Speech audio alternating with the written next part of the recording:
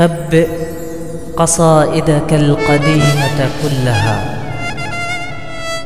واكتب لمصر اليوم شعرا مثلها. لا صمت بعد اليوم يفرض خوفه، فاكتب سلاما لي مصر وأهلها. لا تتركيهم يخبروك بأنني متمرد خان الأمانة أو سها.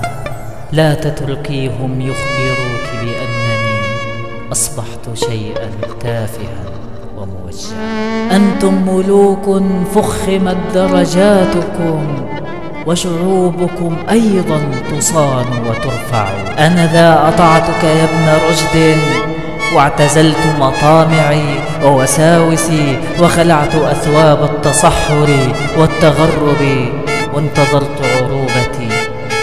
لكنني أدركت أني كنت في غيبوبة، كإناء ماء لوثته ثقافتي.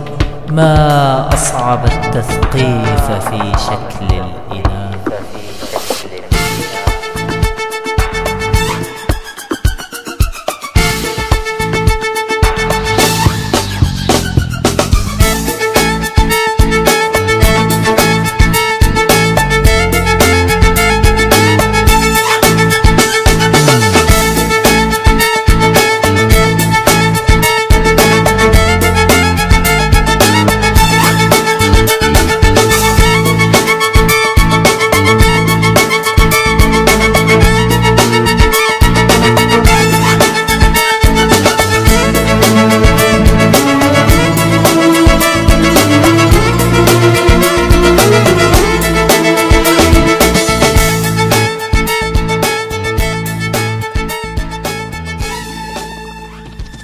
الوقت يمضي والحياة تسارع، فاظفر بعمرك إنه لا يرجع. حاور وناقش واستمع صوت الجموع، فقط جموع الصم من لا تسمع. طافح يا بلدي غدايا ولوعة غدايا،